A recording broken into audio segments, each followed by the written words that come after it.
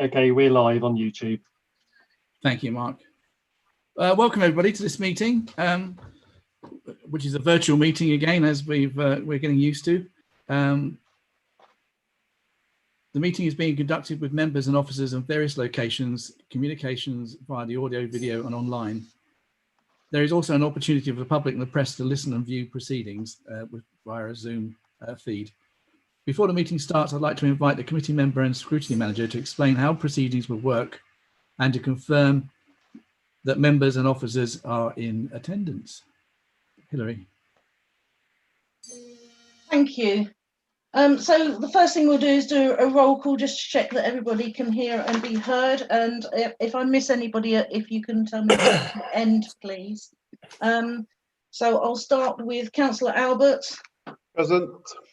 Councillor Allen. Present. Councillor Aspinwall. Present. Councillor Barnard. Present. Councillor Claire Billing. I'm here. Councillor Judy Billing. I'm here. Councillor Bishop.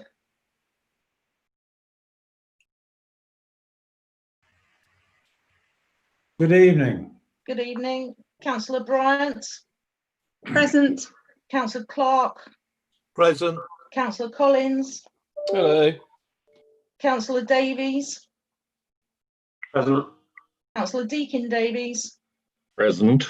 Councillor Dennis Harburg. Present. Councillor Derbyshire. Present. Councillor Green. Present. Councillor Harwood. Present. Councillor Hone. Present. Councillor Hoskins. Yeah, present. Councillor Hewson. Present. Councillor Hunter. Present. Councillor Levitt. Present. Councillor Mantle. Present. Councillor McNally. I'm here. Councillor Moody. Present. Councillor Morris. Yes. Councillor Nguala. Here. Councillor North. Present. Councillor Oliver. Present. Councillor Prendergast. Present. Councillor Rice. Present. Councillor Ruggiero Chaka. Present. Councillor Shanley. Present. Councillor Steers Hanscom. Present. Councillor Strong. Present. Councillor Tart. Yes. Councillor Fake. Present. Councillor Tyler. Present. Councillor Tyson. Yes, I'm here. Councillor Weeks. Present. Are there any councillors that I have not noticed come in yet? Yes, I'm here too. Who's that? Oh, Steve. Steve Jarvis. Thank you, Councillor Jarvis. Councillor Brown, you didn't mention me either. Councillor Brown, thank you very much. Is there anybody else that I've missed off? You missed me, Michael Muir. Thank you. That's very kind. Thank you. Officers, David Scholes. Present. Anthony Roche. Yep, present. Jeanette Thompson. Present. Ian Cooper. Present. Melanie Stimpson. Present. And we have two legal team managers who are watching this evening. Okay. So thank you very much. We also have three members of the public who are Rosie Waters. Yeah, present. Ed, I'm sorry I've forgotten your surname. Yeah, Ed Smith, present. Thank you very much. And Fiona.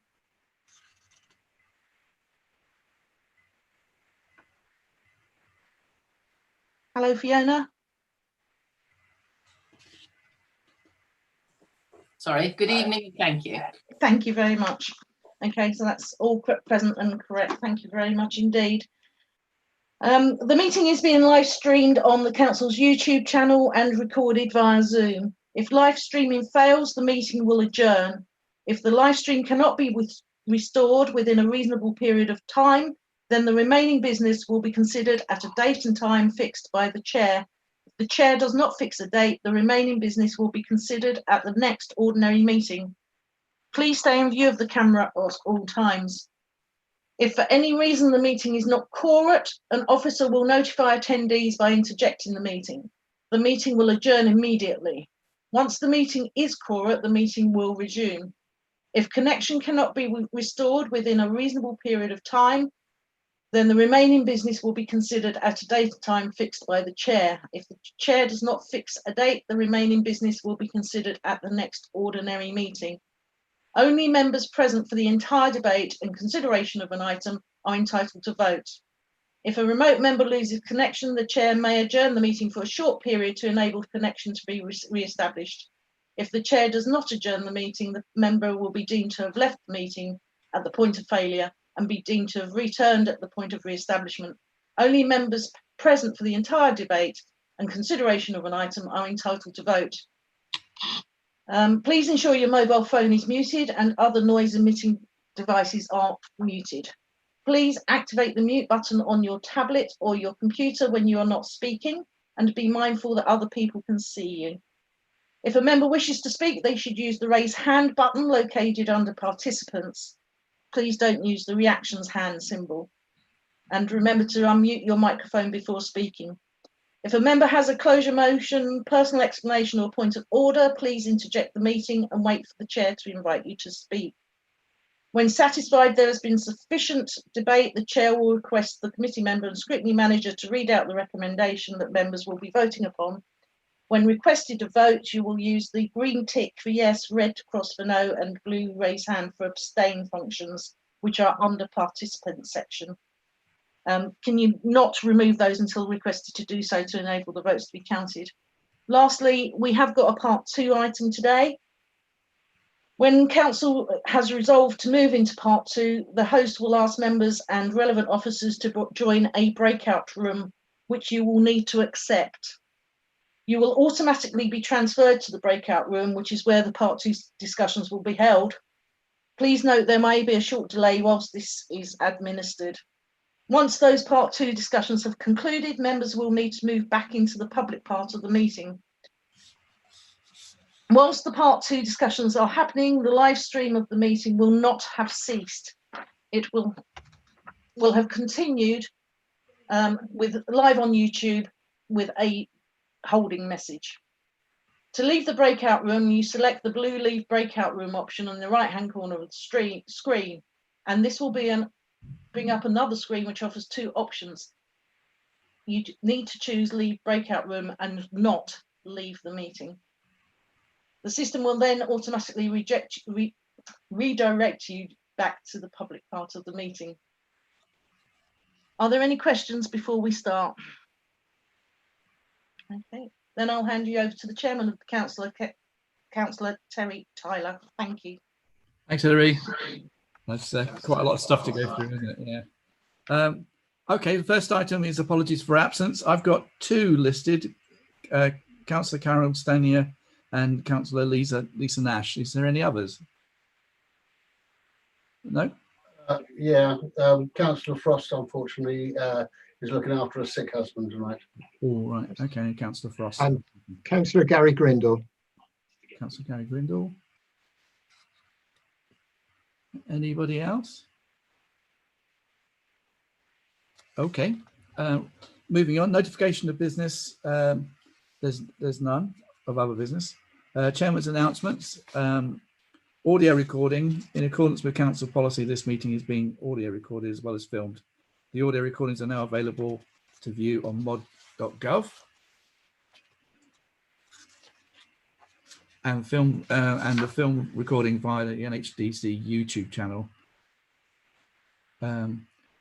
Moving on to climate emergency, we have declared a climate emergency. Members are reminded that the council has declared a climate emergency. It's a serious decision and means that this is an emergency for all of us, officers and members, and in mind we carry out our various roles and tasks for the benefit of the district. Declarations of interest. Members are reminded to make declarations of interest before an item. The detailed reminder about this and speaking rights is set out under Chair's announcements on the agenda. Rules of debate. Please can I remind you that the normal procedural rules in respect of debate and times to speak will apply. No speeches may be made after the mover has moved a proposal and explained the purpose of it under the motion and has been seconded. When seconding a motion or amendment, a member may reserve their right to speak at a later time in the debate. In accordance with the Constitution, please can members ensure that no speech exceeds 5 minutes without the consent of myself. Order of business, I will take items 1 to 8 as per the agenda. Item 9 will be introduced, and then we're going to part 2, which is the breakout room, and consider item 13. Following which we'll return to part 1 and take the vote on item 9 and consider items 10 and 11. If we go to 9 o'clock, I propose that we will have a 5-minute break. We'll see how we get on. Right, the next bit is charities, which is my chosen charities for this the civic year. What I've chosen is Victoria's Promise. I've chosen this charity provides young women with services and care in the fight against cancer. The connection in my case is that they provide exemplary care for my my daughter Anna, age 37, which was the same age as we lost her mother of cancer as well, which is ironic, as well as her husband Ed, who is with us today, and a 1.5-year-old baby daughter Elba. During the last few months of her battle with bowel cancer, they were fantastic, and they do national services, but Fiona and Ed will talk about that. I also chose the Citizen Advice Bureau for 2 reasons. One is that most people don't realise they're a charity in the first place, and secondly, they've in many years ago, back in 92, 94, they helped me considerably when I had a business go pear-shaped. And all sorts of CCJs and all sorts of things were happening, which ended up in a self-declared bankruptcy back then. But they were absolutely fantastic, and I've been trying to help them ever since. This was the times when they were actually based in the old grammar school in Letchworth, which is where I was living at the time. Yeah. So I have invited representatives from the charity to address the council. In the interest of full disclosure and of interest, I wish to declare that one of my charity speakers, Ed Smith, is my son-in-law, who since my daughter's and his wife's Anna passing on the 7th of June 2018 has raised significant funds for Victoria's Promise and has now moved from being an anti-terrorist police officer to Victoria's Promise as a fundraising manager.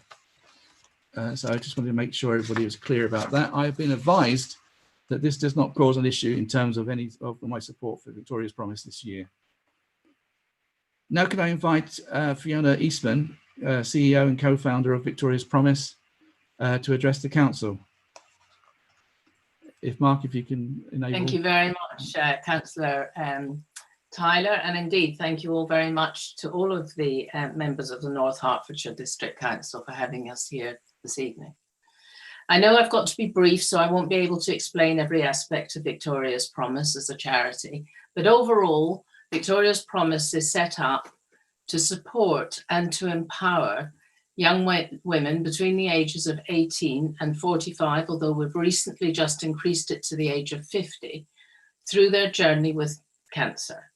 So we take hold of them from the moment of diagnosis right the way through their cancer treatment and beyond, because very often we find the young women are at their most vulnerable when they've finished the intensity of their cancer treatment and they feel rather thrown out of the system. You know, we've finished your treatment, off you go, we'll see you in 3 months' time. And they feel extremely vulnerable at that stage. Massive fears of cancer reoccurring, or indeed whether the cancer has been fully dealt with. I personally have the experience to be able to sit as CEO of the charity that I helped co-found, having been a young mother myself when I was diagnosed with cancer in my 30s, and indeed went on to watch my daughter at the age of 29 have a very short journey with cancer, and she lost her life as a result of it.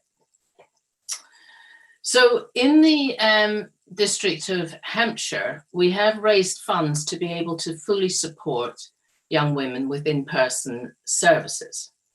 And those services now spread to the immediate members of the family. And our desire is to be able to offer this out on a national basis. But as you can imagine, that's a mighty big task. One way that we can overcome this and fairly effectively and quite quickly support women nationally is through an app that we're just about to launch. We'll be launching it in September. We're in the final phases of it.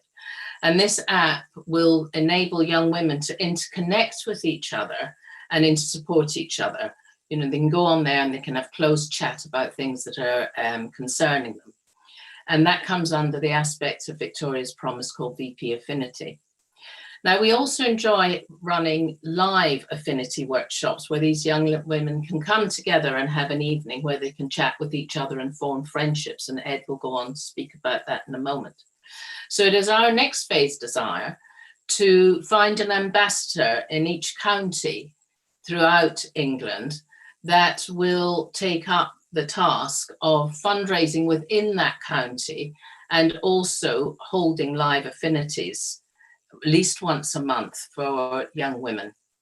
And so she'll sort of act as our go-to person within that county. There's a massive coincidence that Terry has very kindly stepped forward, because we've found ambassadors in 3 counties, and one of those counties happens to be Hertfordshire. So quite soon we will have that ambassador in place, and she will be trying to fundraise within Hertfordshire to, as soon as possible, be able to start introducing the full in-service support, which will include things like counselling, house cleaning, child minding, and a number of other in-person services that we found massively benefit young women. It is a very special age category, because in this age category, we've got young women that are just finishing or coming out of education and starting their careers and get knocked backwards by a cancer diagnosis, through into young women that are recently married and got young families, or teenagers, and they feel exceptionally vulnerable. And I can speak from in person, when my children were young, you get extremely concerned about your family, and you try and keep very positive minded for them, but you need somewhere that you can offload. You need somewhere that you can have that full emotional support with people that get it. And that's what Affinity does. And that's what we want to bring into every county in England. And so fundraising within each county is massively important to us in order to be able to achieve it. We won't be able to nationally raise all the funds. We need county support in order to do that. And the more funds that are raised within a county, the more that county can offer young women from within that county that are being treated and or have been diagnosed within Hertfordshire. So I'm extremely happy to answer any questions. I've explained it as best I can, trying to keep as brief as I can, and I thank you for your time. Thank you, Fiona. Are there any questions from fellow councillors or officers, indeed?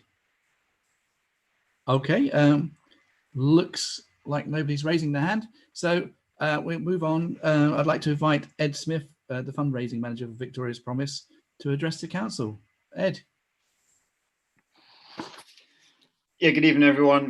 Nice to meet you. As Terry mentioned, my wife Anna, Terry's daughter, was diagnosed with bowel cancer in June 2017. She was 37 years old, and our little girl Alba was only 6 months old at the time of Anna's diagnosis. But as a family, we received support from Victoria's Promise, their support services, but Anna also had the support of VP Affinity. And that was the biggest thing that Anna got from the charity, was the VP Affinity. So once a month, she would join in at these live events where she could go and meet other women who had an understanding of what she was going through. You know, she could get things off her chest. And I know there was things that Anna used to speak about within that group that she didn't speak to me about, or her close friends and family about as well. But after she got the opportunity to get any worries or concerns off her chest, there was always a worthwhile activity to do afterwards. So maybe there was a guest speaker in on nutrition, relaxation classes. And I remember Anna coming home from one of her first VP affinities, and she came home with 2 glow sticks after they'd taken, the ladies let their hair down and taken part in the Victoria's Promise disco night, and just let their hair down and had some fun for a while. But a byproduct of what VP Affinity did was the close friendship groups it created with the women themselves. They had their own WhatsApp group, so Anna went on coffee mornings outside the VP Affinity official circle, if you like. So they met up and had coffee mornings and, further support each other. And I know within that group, she created even closer bonds with some of the women, and they were people she could just pick up the phone to and have a chat with them, and again, get any worries, concerns off their chest, or if she just needed a pick up and needed cheering up, she knew there was people on the end of the phone that she could speak to. So in June 2018, Anna was 38 and she passed away from cancer. We'd only been married for 10 days, but I know, before and after our wedding day, Anna received messages of luck and congratulations from a new group of friends. And I know on the day of Anna's funeral, the women met up in honour of Anna, just further demonstrating how close-knit this community of women are. And they made such a difference to me, to Albert, and definitely to Anna as well. They made such an impact on my life that in May last year, I left my role as a counter-terrorism firearms officer in Metropolitan Police, and I now work full-time for the charity as their fundraising manager. So I'll speak from the heart when I say this charity really, really do make a difference. Yeah, thank you. Thank you, Ed. And I just to say that Ed's a fantastic fundraiser. I think he raised over £20,000 for Victoria's Promise last year. January last year. So thank you. Is there any questions for Ed from the fellow councillors or officers? No. Okay, Fiona and Ed, if you thank you very much for your time and sharing the goals and experiences that people have received from Victoria's Promise.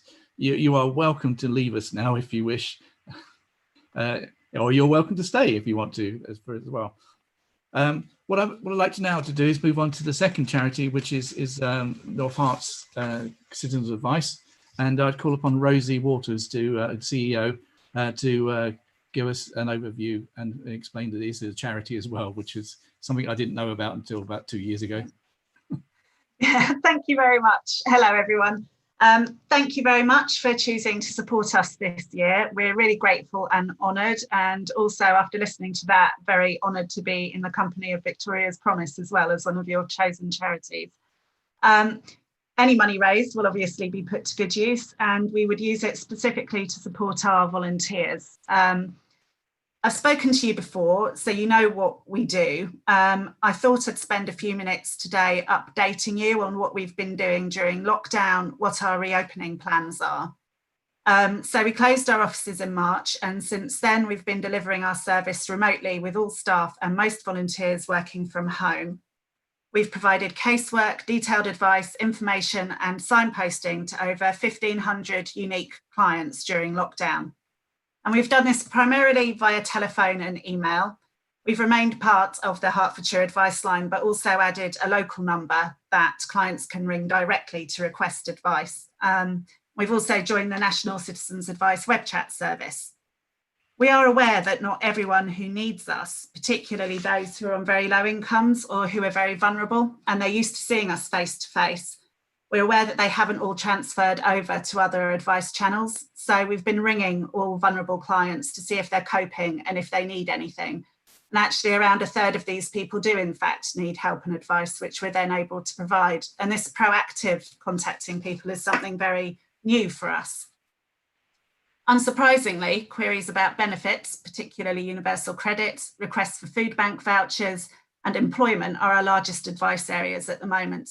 And housing and relationship issues are also rising. We are a charity, as Councillor Tyler said, which isn't well known, and most of our workers are volunteers. And they deal with cases such as Natalie's, which is typical of what we've been dealing with recently. Natalie is a lone parent with an 8-year-old child. She was working as a self-employed cleaner and was claiming housing benefit and tax credits to top up. We'd previously worked with Natalie because she'd fallen into debt. So we helped her arrange repayments and get her finances back on track. So Natalie came back to us as she'd lost all her work due to the lockdown and therefore didn't have enough money for essential expenses such as her rent and food for her and her child. And she was worried about falling back into the debt that she'd worked so hard to get back under control. She was finding it difficult to navigate the government guidance as she's dyslexic and also recently bereaved, so wasn't really feeling able to cope. So we worked with her for about a month and our volunteers were able to issue her with food vouchers, signpost her to the Best Before Cafe and other community food outlets for fresh food. We checked that her benefit entitlement was correct and that she knew who and how to tell about a change in circumstances. We helped her to access the government's self-employment support scheme, which she successfully claimed. And we procured a grant for £500 for living expenses from a charitable trust to tide her over. So our intervention meant that she can now afford to live and keep up her debt repayments until she can get back to work properly. We're going to continue working remotely in the main for the foreseeable future, but we're preparing to open up our Letchworth office for a face-to-face drop-in triage service and some booked appointments soon, hopefully next month.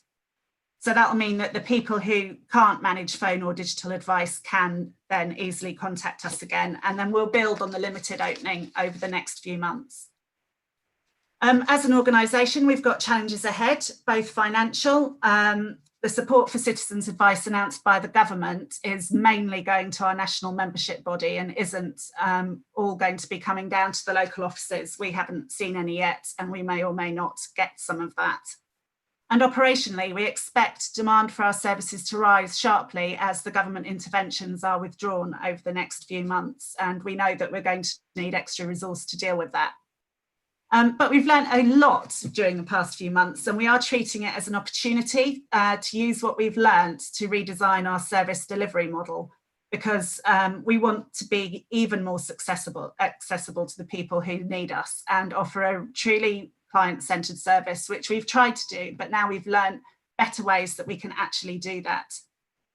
So it's been tough for us, but I'm extremely proud and grateful for my staff and volunteers who've pulled together with amazing good humour and flexibility to continue serving our local residents. Thank you. Thanks, Rosie. Do we have any questions for Rosie from fellow councillors or officers? Councillor Judy Billings got her yes. hand up. Councillor Billing. Thank you, Chair. I put my hand up just too late after Fiona and Ed had spoken. Partly because I was a bit kind of stunned, but I did actually just want to say that, and there's no disrespect to Rosie, obviously, but I just wanted to say that I found their presentations incredibly powerful and brave, and I think that's an incredibly hard thing to do, and I don't know whether it's easier from your own home on a Zoom call than it is in the council chamber or not. I don't know, but thank you very much for sharing all that with us, because it was very moving. Thank you. Thank you, Councillor Billing. Councillor Paul Clark. Thank you, Mr. Chairman. I will declare an interest as I was chairman of the Citizens Advice Bureau for 6 years in North Herts. The only question I do have is, you mentioned opening up Letchworth. Not everybody can get across the district, so I'm conscious you do outreach work, and obviously my own town of Hitchin, but I will get beaten up by Royston and Baldock councillors as well, and villages. So the plans for opening up the service, because for the people that can't travel to Letchworth and don't have the internet access that we do, could you just cover that a little bit? Yeah, absolutely. Yes, we're starting with Letchworth first, and the plan is, because it's so much easier to leave an office than to go back to it, as we're discovering. So in terms of workload, we can do one at a time, and Letchworth is our most used office, so we're doing that one first. We will then move on to Hitchin and Royston, and we're also looking at potential venues in which other services and other public spaces are using. on the grounds that that might be easier for us with all the practical considerations and the costs involved. So yeah, we haven't forgotten about everyone else. Okay, Councillor Tart. Thank you, Chair. I actually also put my hand up just slightly too late after Ed and Fiona had spoken, and I'm absolutely delighted, Rosie, that we will be supporting the local citizens' advice, because I know how valuable the service you've provided throughout the lockdown so far and the crisis has been. And thank you so much for all the work that you have done for our residents locally. And to Ed and Fiona, as a mother with lots of young children myself, I can fully understand how valuable the service is that Victoria's Promise provides. And I'm also delighted that Terry has chosen you. Thank you so much for your presentations. I was really choked up, so I'm glad I've had a moment to gather myself before addressing you. Thank you for speaking this evening. I really appreciated your presentation.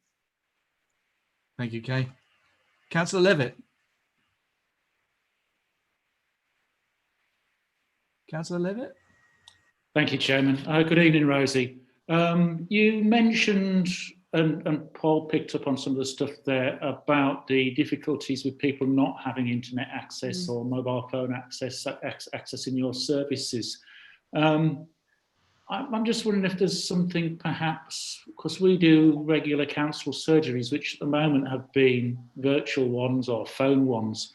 But I'm wondering if it's something we could look at in the future when we get back to having more formal ones and actual in public ones, if something that perhaps our community people could look at involving you in as well.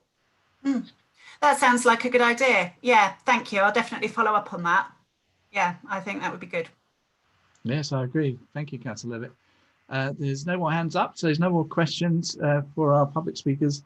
All I can say is thank you very much for your time, and I look forward to hopefully seeing you on the 26th of February, Friday 26th of February, for my civic do in Hitchin Town Hall. And you may leave if you wish. Thank you very much indeed, Councillor Taylor. Thank you all very much indeed. Yeah. Enjoy the rest of the meeting. Thank you. Bye-bye. Bye-bye. Bye-bye. Right, item 4. Strevaninska. I was just trying. Strevaninska commemoration. That was the awful atrocity that happened. I'd like to invite Councillor Ruth Brown to address the council and explain what this is about. And after that, Martin Steers-Hanscom will address the council, and then we'll have a minute's silence. So first of all, Ruth Brown, Councillor Brown. Thank you, Chair. And so we've just heard about 2 fantastic local organisations. Now we're going to turn our thoughts a bit more globally to remember those who died in the genocide at Srebrenica. Recently, during the lockdown, I have had my nephew, my Australian nephew, staying with me for, he came for 2 weeks, he stayed for 3.5 months. And it seemed appropriate, since he's been living and studying in Mostar at the 6th form there, to ask him if he would reflect on his experiences and how this genocide still impacts the young people, the people of Bosnia today. He was keen to do that, and he was hoping to be here in person. However, the lockdown's lifted, and as he's 19, he's off. And so he's written something that I'm going to read out to you. So this is the reflections on the impact of the Srebrenica genocide by my nephew, Ned Cooper, who is a 6th form student at the United World College in Mostar. This month marks the 25th year since the genocide and ethnic cleansing of the Muslim or Bosniak population of the town of Srebrenica by Bosnian Serb Army of Republika Srpska. The stories told by survivors of this massacre are unimaginably horrific. The occupying army beat, raped, and murdered refugees at will, leaving the streets littered with corpses in their wake. Thousands of men and boys were gunned down in fields, pushed into mass graves using bulldozers.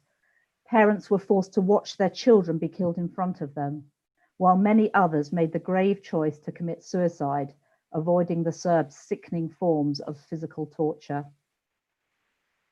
25 years on, The thousands of innocents who lost their lives at Srebrenica have become a powerful symbol of the atrocities committed during the Bosnian War of the 90s, a war that's impacts are still very real for the people of Bosnia and Herzegovina today.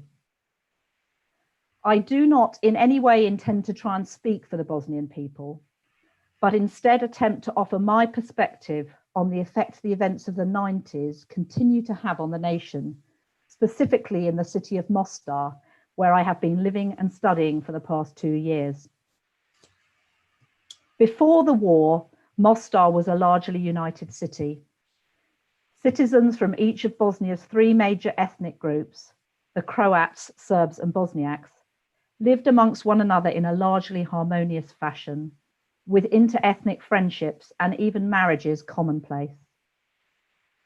Now, Mostar is a very different city, characterized by division. Segregated neighborhoods separate its citizens along ethnic lines, with Croats living primarily on the western side of the city, while their Bosniak counterparts occupy the east. The daily lives of residents on either side of this east-west divide are completely separate, with the 2 ethnic groups possessing their own commercial areas, schools, hospitals, and fire services. This stark division serves largely to inflame and perpetuate tensions between ethnicities and has severe negative impacts on the wider Mostar community as a whole. Many of my friends expressed a deep resentment at having their physical and social mobility restricted to their ethnicity's side of the city, with any excursion outside constituting not just a major break from the status quo, but at certain times also a significant safety risk. These tensions also frequently flare up into violence and have prevented the city from holding municipal elections since 2012, having acute effects on the city's residents, as budget spending is non-transparent, assumed to be corrupt, and regarded by most as poorly allocated. These are just a few of the ways in which the legacy of the war continues to limit social and economic opportunity for those who live there. As we remember Srebrenica this month and the acts of the utmost cruelty that occurred there, it is also important to draw attention to the ways in which the same ethnic tensions behind not just this horrific genocide, but the entire conflict of the 90s continue to impact the lives and futures of Bosnians today. Reconciliation comes from an acknowledgement of the past, and it is important, therefore, that we continue to remember those affected by this genocide and commit to do everything we can to learn from the past and to stand together to build a better future for all. Thank you. Thank you, Ruth. Ned, was it? Ned, yes, Ned. He's 19. He wrote that. And please extend our thanks to Ned for writing that. That's fantastic. Thank you very much. Can I call upon Councillor Martin Sears-Hanscom to address the council? Thank you, Chair, and thank you, Ruth, and our thanks to Ned for that very powerful reflection on the effects of what happened 25 years ago that we remember now. Now, we don't say prayers in this chamber because we are an inclusive council, let me get my script, made up of officers and councillors of all religions and none, and indeed we welcome and wish to include those of our residents who will be joining us on YouTube. However, in this instance, we've included the prayer from the Srebrenica commemoration on the order paper for those who wish to use it to reflect on during the minute silence we will share in just a moment. Where communities in conflict have their separate religions as badges of their identity, the ability of people of each community to pray together can be a means of conflict resolution, as I know from my work in Northern Ireland. So whether the name you attest for God is Allah, Yahweh, the English word, humanity, or any other, we commend the prayer as a call to action that we can all share. Thank you, Chair. Thank you, Councillor. I now call upon us to have a minute's silence from now.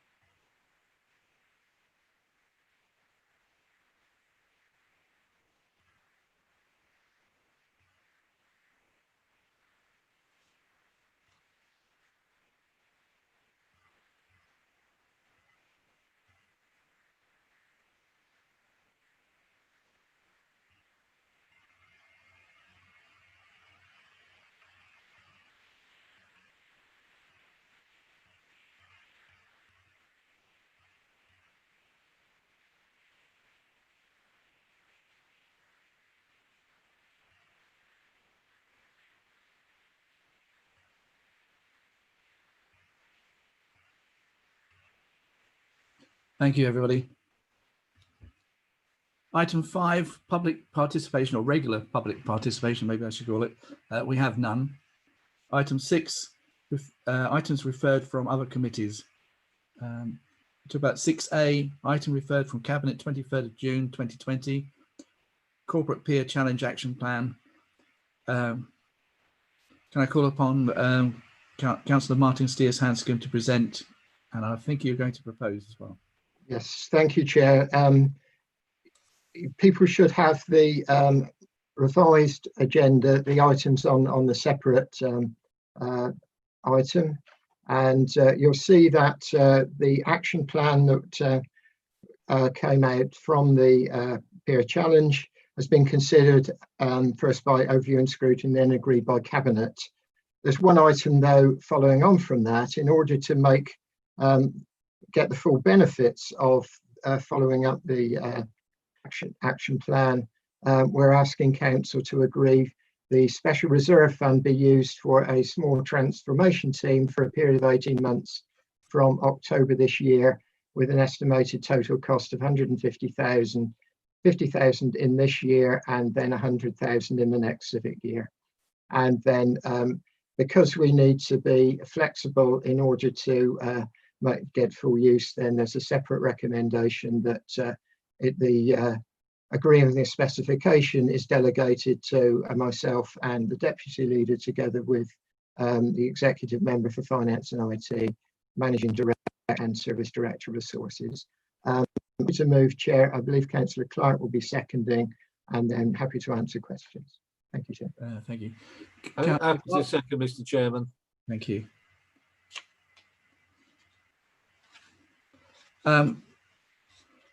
We'll now move into debate about this. Do we have anybody who wishes to speak? I've got Councillor David Levitt. Thank you, Chairman. One of the recommendations from the Overview and Scrutiny Committee on this particular report was that the planning training be made compulsory for all members, and we looked at doing that.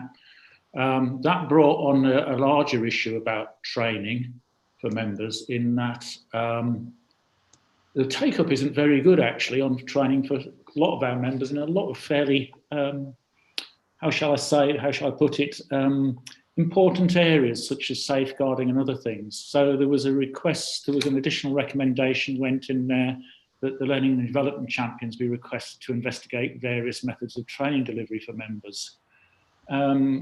But I think, on reflection, I really do think we need to debate this thing about the compulsory planning training again for members, particularly for those who wish to call in planning applications. They should have some firm knowledge of what they're calling in, and that they should realise what that they have a sound planning reason to call them in. So I'd like to propose an additional recommendation that that the compulsory basic planning training is made a requirement for all elected members. Now, there was some debate as whether we could do this legally or not. I couldn't see anything that constitutionally could stop us adding this in as a requirement. So that's my proposal, is to add that additional recommendation, Chairman. Thank you, Councillor Levitt. Do I have a seconder? Yes, Councillor Terry Tyler, it's Councillor Strong here. I have got my hand up and I'm happy to second that, and I reserve my right to speak later. Thank you. Thank you. I just wanted to check because we have got a number of people who wish to speak. I'm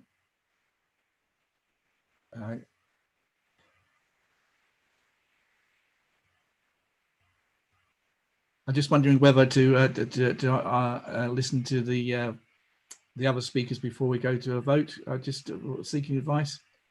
Yes, Chair, can you listen to the other speakers first, please? So you've got Councillors Billing, Thake and Collins. Yeah, okay.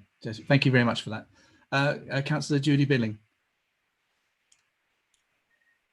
Thank you, Chair. I'm struggling to understand whether the amendment is to make the training compulsory or to discuss making the training compulsory.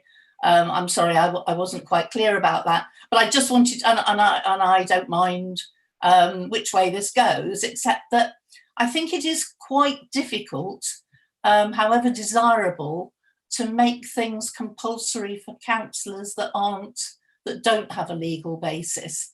Obviously, we can get advice on that from our service director for legal.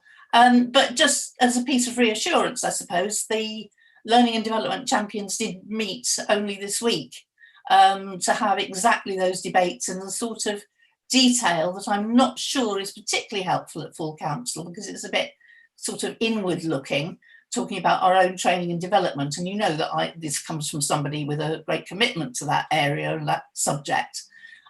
So I'm not sure what the best way forward is for this, other than to ask for a proper exploration of whether that is possible to make compulsory.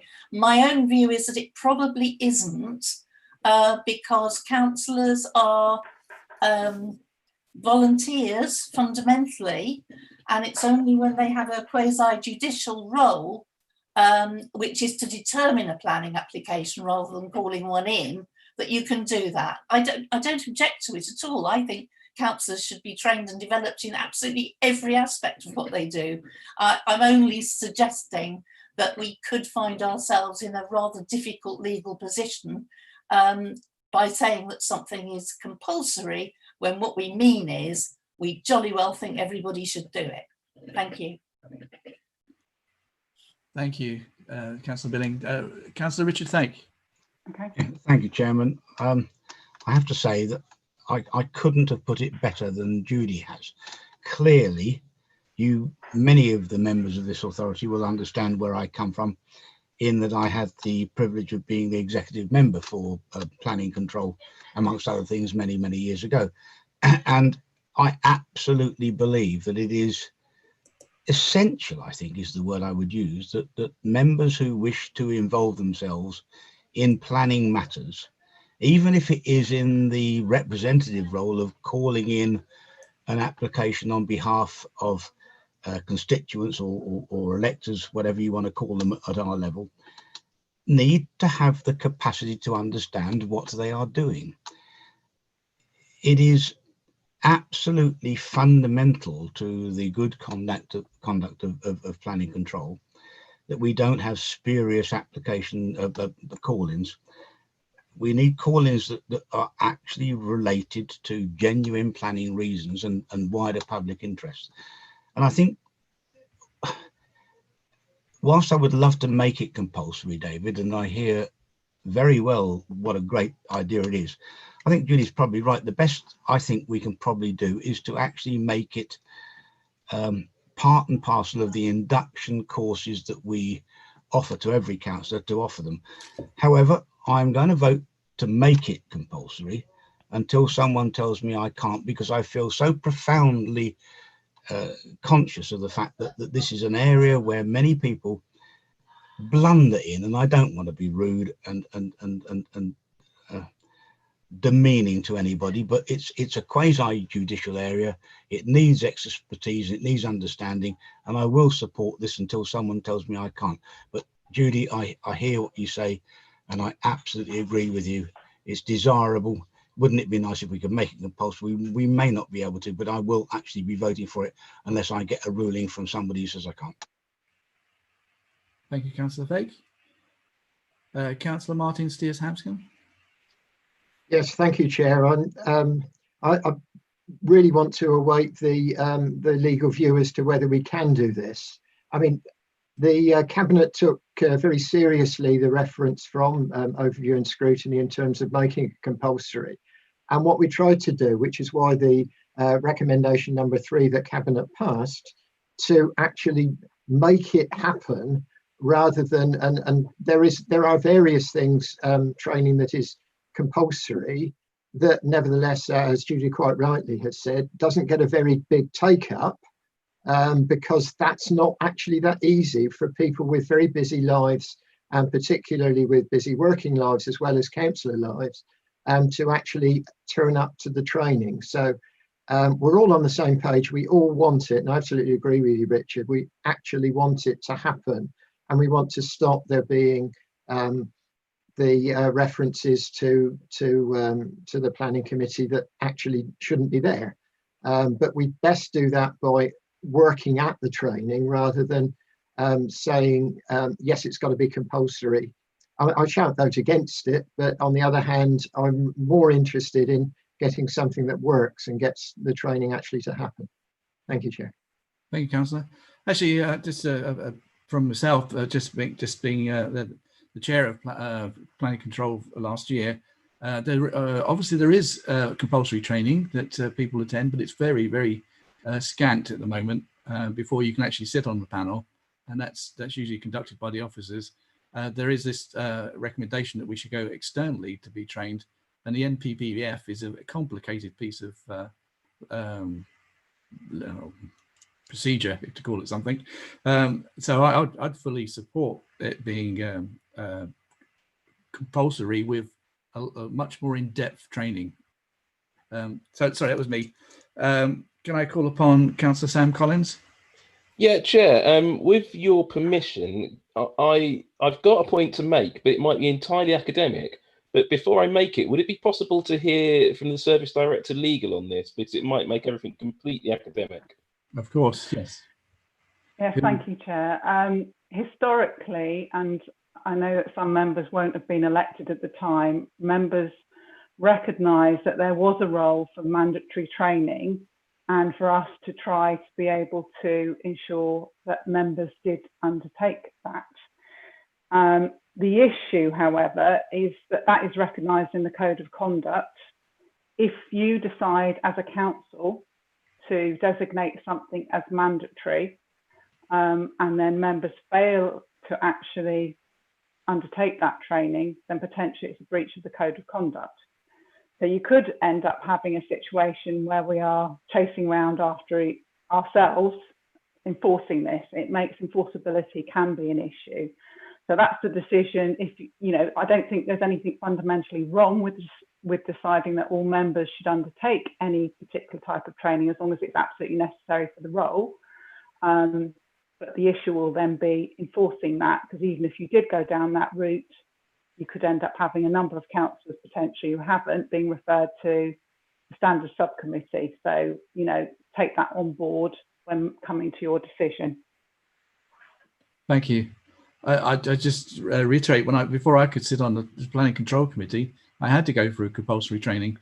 I think that's slightly different. If you're actually sitting on a committee, I think we can rightfully say that you will not be able to sit on the committee if you haven't undertaken the training, as opposed to globally the whole of the membership who aren't necessarily, you know, that they haven't done that training before they sit on it. But it is obviously recognised that we do have substitutes nowadays, so yes, it would be valuable to do so. That's an important distinction, actually, yes, if we were talking about globally here. Thank you. Can I call upon... Chair, can I come back in? Oh, sorry. That's all right. Collins, sorry, yes. So that does sort of answer a lot of what I was going to say. Now, I was talking to some other councillors about this in recent weeks. I don't believe planning is the only area where we need to have compulsory training.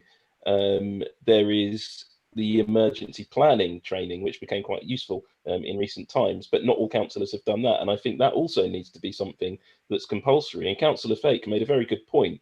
about putting a lot of these training into the council's induction day. And I think the rest of us who don't need to go to the induction day because we're already elected should probably have a day of training once a year as well. I do not think that's a bad thing to do. However, because I think this is quite a complicated issue with lots of little bits and pieces coming off it, I'm gonna make a slightly odd suggestion. I don't know if this is allowed within the Constitution. Could I ask that Councillor Levitt withdraws his proposed amendment or replaces it with something that allows us to take it away and review this situation and bring it back at a later date with something that's a bit more together and put, you know, and as one lump, and maybe as a motion for the next full council that we could work on together. And I'd happily help with that because I think it is important, but we need to get it right. Councillor Levitt. Yeah, thank you, Chairman. I was actually listening to the wording there. I was careful in the amendment not to use the word compulsory. I've actually said is made a requirement for all elected members. Perhaps a little tweak on the end of that could be who wish to take part in the planning process. If that's happy with people, that would mean anybody who does want to do a calling or take part would have to have the training first. Perhaps that's a suggestion for the amendment. I'd like to leave it in at the moment, but with that little tweak, if my second is okay with that. So the thing would, that planning training is made a requirement for all elected members who wish to take part in the planning process. And Councillor Strong, you support that as a seconder? Okay. Yes, I do. I was waiting to hear from a few others before I actually spoke on this. So if you could call me back again in a minute. Sure. I just wanted to make sure you're still seconding. Yeah. Councillor Helen Oliver.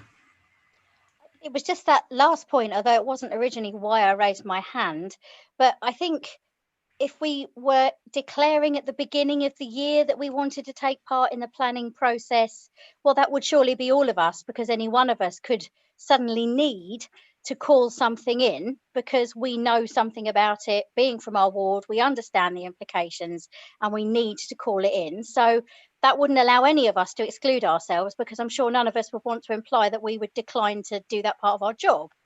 And therefore, that is going to require a lot of people having to have this training, because we might all have to take part in the planning process.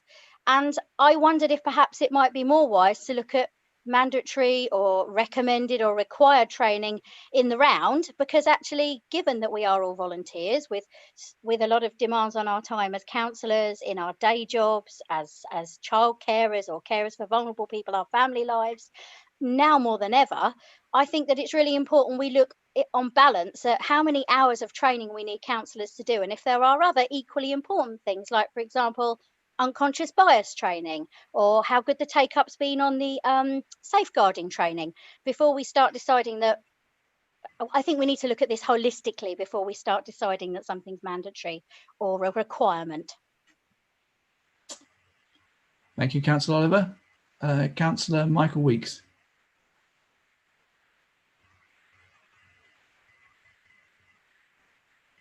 Councillor Weeks. Okay, moving on. Councillor Clark. Thank you, Mr. Chairman.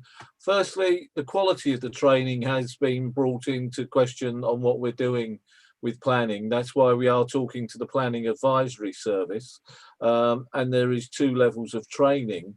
The concern I have, which is what Councillor Oliver just touched on, we might think we don't need to do the training at the beginning of the year, then a planning application comes up and a councillor calls it in. They haven't done the training. Are we going to refuse that? Is it a breach of standards? Is that the road we want to go down? That we're going to, if people don't do this, that and the other, they're going to be, in front of the standards board? Is that the idea? That's why I do support Councillor Collins' idea that we take this away and look at it, holistically, because there's things like licensing training if people want to get involved in that. So there is a lot to look at just to try and do this where we are at the moment, as we're involving and trying to move things forward. At the moment, I don't think is the right time to do that, but I do understand councillors need to understand what they're doing when they're on the planning committee. That's one thing. The second level is if they're calling in or getting involved in the planning process, they need to be able to do it. I think we agreed at Cabinet that it would be the group leaders who would encourage their members to actually attend and do the training. So, you know, that's 3 of us here at the moment who should be, you know, taking it upon themselves to make sure. And, you know, do we need to be that legalistic, or aren't we going to do our jobs properly? Thank you, Councillor Clark. Councillor Michael Weeks. Sorry about that. Yes, thank you very much, Chairman. First of all, I agree with Judy Billing when she says that compulsory is not quite the right description for something councillors should do, because we are volunteers as such. But I do like the watered down version suggested by David Levitt, in that if a councillor wishes to address the planning committee, then they must, or it must be mandatory that they have training. Now, I'm not using the word compulsory, but I think that's the way it should be. There must be training for someone to present a case to the planning committee.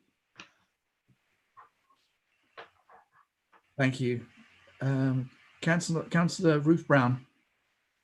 Yeah, I thoroughly agree with a lot of what's been said, that it's, you know, we need people to be properly trained for what they're doing, and we need to offer that. I think I share some of the concerns that Councillor Clark was mentioning, and my concern about the amendment where it says those involved in the planning process is, will that mean then if a councillor, having not done the training, decides to call something in, are we then going to say they can't? We're going to ban a councillor from calling in something to planning because they haven't had the training, and can we enforce that? That's my concern. So I thoroughly agree with everything Judy said. I'm a learning champion too, and I think we all should be properly trained. I also think that holistic approach, thinking about how much training do we actually need and how much capacity do we have to do that, is a really important part of the process, which we as learning champions have been discussing, what we put in induction and what we don't, and what we strongly recommend, and which things are maybe not so important. But I think the issue about that amendment is those to be involved in the planning process. You may decide at the start of the year that you don't want to be involved in the planning process, but then, as Councillor Oliver's pointed out, a resident may have a problem with a planning application. You may want to call it in, and then you can't because you haven't had the training. How does that work? Thank you, Councillor Brown. Councillor Ian Mantle. Councillor Thank you, Mountain. Mr. Chairman. I have a concern which I think has not been aired properly. What do we mean by training? Too often training has been a euphemism for brainwashing, and that is what we do not want, surely. As far as making it compulsory, I hate to think how you cope with a by-election result in the middle of the year, but that's another matter. My biggest concern is that any training should be limited to factual information. The danger with any training is if it slips into brainwashing, persuading people of the right way to approach things, of the right views to hold. And that is something I do not think appropriate in a district council. The existing planning training is factual. That's fine. What we must be careful not to do is to overstep the mark in any training and go beyond what is actually factual and informative. Thank you, Councillor Mantle. Councillor Strong. Thank you, Chairman. Very interested listening to the comments of this, but can I just remind everybody that this is actually one line on the action plan, which was a recommendation that us as councillors should take on board from the peer review that we had at the end of last year, where it suggested, or it actually puts in the action plan, about the training for the planning committee. And all those that sit on the planning committee know that they can't sit on that planning committee unless they have had the training. And that is mandatory, because it is this quasi-judicial function that the Planning Control Committee is providing as a service to the council. So all that we had over in scrutiny when we debated it, and we said, actually, although it's only being offered and it's for those that sit on the planning committee, all of us on the council actually do have casework which probably involves planning decisions or planning applications that have applicants bring or that residents wish to either support or object to. And for that reason, it does seem that the training would be a benefit to all members of the council. So that was why at Overview and Scrutiny Committee, we wanted to actually have the plan amended so that the training wasn't just limited to members of planning and control, but it was for all members of the council because we felt all members could benefit. At that particular Overview and Scrutiny meeting, the two leaders of the administration were there, Councillors Piers Hansel and Councillor Paul Clark, who both said, as I'd raised this point, yes, we were pushing at an open door with that suggestion and they would be very supportive. So this off it went to Cabinet, where Cabinet didn't support the recommendation that had come from Overview and Scrutiny. I think big disappointment to a lot of us, and as I've heard as well tonight, but we're only in this particular point talking about planning training. So let's not talk about any other sort of training that councillors might need to be able to be effective as councillors. But it is such an important role that we have to do in planning. That is why I think it is so important that we do find a way that all members of this council do take that training so that they are well equipped to be able to fully participate in planning. Now, if the council decides they don't want to do that, then I think that it's quite right that we say, well, then it will be difficult for you to be able to call in an application. So I hope that all members will think that this is a benefit to everybody and to the way that we look at and deal with planning applications, that all members of this council do have the benefit of that training, which was on the recommendation of the peer review that the planning committee had it. And this is just to broaden it out and say that all members should have it. Thank you. Chair, can I call a point of order or legal clarification, please? Yes, Councillor Collins. Yeah, this is a question for the Service Director Legal, because I think it has a pertinent effect on whether Councillor Levitt continues with this amendment. If we vote on an amendment now on this issue regarding planning training, does that preclude anyone from bringing a motion about a holistic training plan within 6 months, which may also include planning? Jeanette, yeah. Well, if it's within 6 months, potentially you are revisiting a decision. I mean, the only point at this stage, however, is to highlight the fact that council is actually making a decision on the financial side, strictly speaking, as opposed to the decision that Cabinet has already made in relation to the action plan.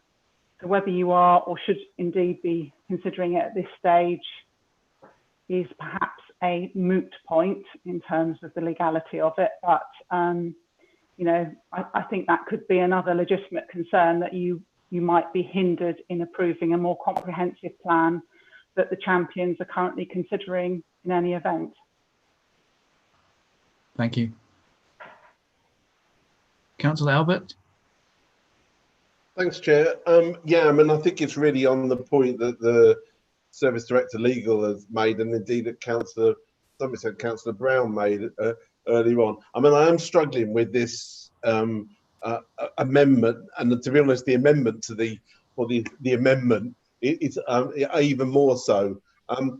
Look, I'm absolutely in favour of trying to see how we can build up the amount of training that's done, whether it's kind of mandatory, compulsory. Let's be absolutely clear. It's pretty woeful at the moment, where we've got, you know, 7 people out of 47 have done things like the data protection training. I mean, frankly, that's woeful. And it's just not acceptable in my personal view. But this is why I'm struggling with the amendment. I would much prefer our cross-party champions to come together and actually bring together a plan, and that really perhaps touches on the point that Councillor Collins made, that we've got an holistic plan, something that we actually can hopefully all agree upon. I'm completely supportive of having more training for planning or whatever else, emergency planning and so on. I would much prefer this to come back from our cross-party champions as a proposal, so we've got it as all in one place rather than just picking off this individual item. So whilst I'm very sympathetic, Councillor Levitt, to what you said, I would much prefer to see that wider solution than necessarily just this individual issue that you've picked up. Although, as I say, I am sympathetic, but I do think that better solution is out there. Thank you. Councillor Tart? Thank you, Chair. I was just actually, Councillor Albert has said almost exactly what I was going to say. Having been one of the newest members to the Chamber and having taken the planning training recently, I think if we're going to ask people to take that as a mandatory or required element of training, which I don't think is a bad idea, that we will have to look at making sure that it's available in an inclusive way. 2 different times of day are not acceptable when we have so many people with so many different responsibilities to deal with. And I think that we're going to insist on people have training in planning. We need to have a fuller and a better training programme than the one that's currently offered. Thank you. Councillor Barnard? Yes, thank you. First of all, I think it's very unfortunate that anybody should suggest that compulsory training could be some form of brainwashing. I would rather hope that every councillor of whichever persuasion they may be would be a little stronger than to allow themselves to be brainwashed during training. However, the point in question here is that everybody, every elected member, when there is a planning application submitted in their ward, receives a letter from the planning department which asks for any action or reaction. Now we will go along and maybe the parish council, who may have their own little planning committee, might ask for advice. And I believe that we should be able to give them some advice, even if it isn't a fully fledged answer, but at least give them an indication and then be able to go back to the officers for that full question. Of course, applicants in our ward may wish to approach us, although we will not give an opinion, we will listen, but we ought to be able to have an educated idea within our own minds. Therefore, training is important there. Objectors may do the same. And in the event that the parish council are of a different opinion to the recommendation of the planning officer, they may ask you to go along to represent their views. Now, if you are untrained, how are you going to do that?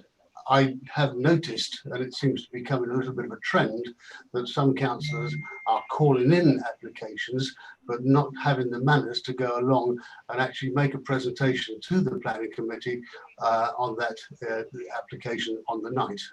I think that's rude and I think it's uneducated.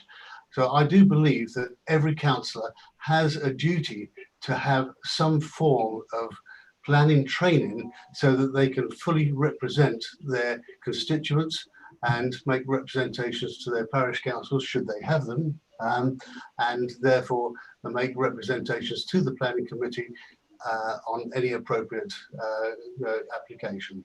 Thank you. Thank you, Councillor Barnard. Councillor Kate Aspinall? Aspinwall, sorry.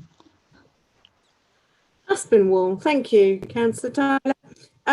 Just a quick one from me, and that is to say that as someone that doesn't regularly get involved with planning, but someone that understands learning and training, I think that it would be unwise to make people take sit-through planning training to learn something that they may or may not use for quite a substantial period of time. I think that what is more appropriate is if we have something that is available to people when they need to use it, so something that is just in time. And that should be something that we're talking about anyway, because it's unlikely we're all going to be able to sit in a stuffy room for 4 hours and learn the exciting intricacies of planning at any time soon. So we should be thinking about actually what we've got available, and I know that there's a lot of stuff that we've got e-learning, which is brilliant, but I would be much more in favour of something that is a bit more of a light bite for what you need to know when you know it. And we have colleagues, we have fellow members, and certainly when I'm asked a planning issue, I go straight to people who I know it, and can seek their counsel, seek their thoughts, and seek their education too. And that I find far more useful. What I will say, if the training that is used all the time is things around, as Councillor Oliver mentioned earlier, unconscious bias, GDPR, safeguarding, these things that have been mentioned are things that absolutely we should be using day in and day out. I think there's a lot more to being a councillor than planning. So, and actually my own experience is I'm lucky that I have wonderful colleagues that can help with my planning queries. And so actually I don't call upon it that much. So having it as mandatory for me will be, frankly, a waste of time. Councillor. Councillor George Davis. Thank you, Chair. So I wanted to relate my own experience with the planning training at this point, really, as it seems that my experience was much more in line with what the council are currently discussing, where due to constraints of scheduling and timing at the start of the year, I, despite sitting as a substitute on the planning committee, was not able to attend any of the planning briefings that were held as part of the induction. So this at that point just carried forward as a, well, I need to make a note that before I can sit as a sub, I need to go through these briefings, until it finally transpired that actually I needed to call something in, at which point I was able to talk to the officers involved and arrange that briefing on an ad hoc basis within the period I had to call in that planning application, so that I was in that case fully briefed before I then said, okay, I'm now going to officially call this in. So it does seem to be possible. I'm a little concerned, obviously, that if we widened this to the way that the entire council operated, then that has an impact on officer time. But with a finite number of planning meetings per year, hopefully there's a bound on that. The other point I wish to make is that a lot of people seem to be saying that we all agree that this should be training that is rolled out more widely, but not right now, not in this way. I feel a little bit like we might be making perfect the enemy of good there. Notwithstanding the point of order from legal on this, which I found very confusing in my interpretation of it, that somehow we couldn't add other training to this list if we do this now. But personally, I would think that we should add this training to the list of courses that are rolled out to the entire council, in addition to also reviewing what other courses we should put on that list at a later date. Thank you, Councillor. I have no more hands up. Is there anybody else wish to speak in debate? Yes, Chair, can I just come in with something, please? Yes, of course. Just to say that, really to reiterate that the Learning and Development Member Champions did meet earlier this week, and I think without putting any words into their mouth, and I think they'll concur with me that these are all things that were considered and are going to continue to be considered. We've made a start of what and how we want to develop the members development programme, and just to give the champions a chance to put something together and go from there, really. Thank you, Chair. Thank you. Right, well, in that case, I think we'll move to the vote for the amendment of the Councillor Levitt's amendment. If I could ask Hilary to take the vote. Yes, I'm just trying to find the exact wording. It was to make the plan and training a requirement for those involved in the planning process. Yes. So if people could vote now, please.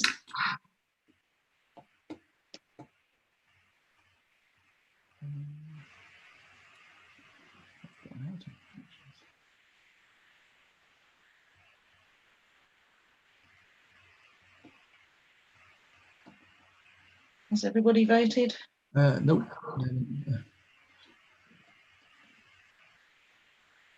I've forgotten how to. It's red. It's in participants. Red. Oh, no, yes, green tick for yes. Yeah. Raise hand for abstain. Okay. Right, I voted. Okay, thank you. So that's carried 24-14 against, the rest abstain. Thank you. Okay, if I understand correctly, then we don't vote on the original motion now. Is that right? Or do we revert to the original motion? You've still got to vote on the finances. We have, right. Okay. Okay, so now we're going to vote on the original motion that Councillor Martin Steers-Hampton proposed.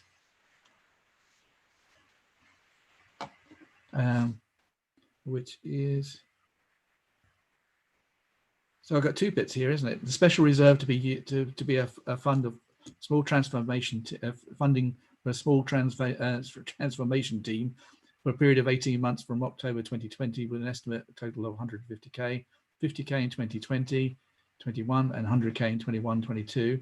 And two, the agreeing that the specification for the intended outcomes of the transformation program be delegated to leader, deputy leader, executive member, and finance and IT managing director and services director, service resource director. That is the recommendations, yes.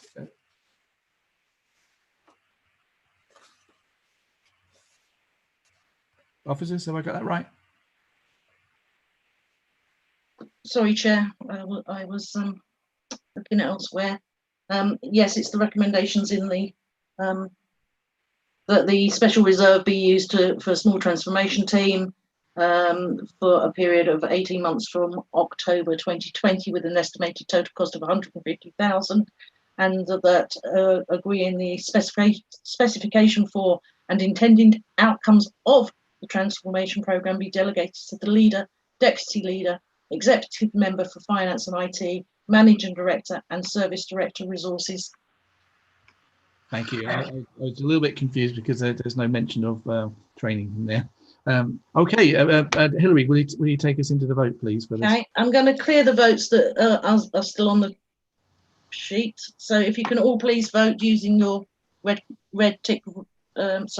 cross, green tick, blue hands. Thank you.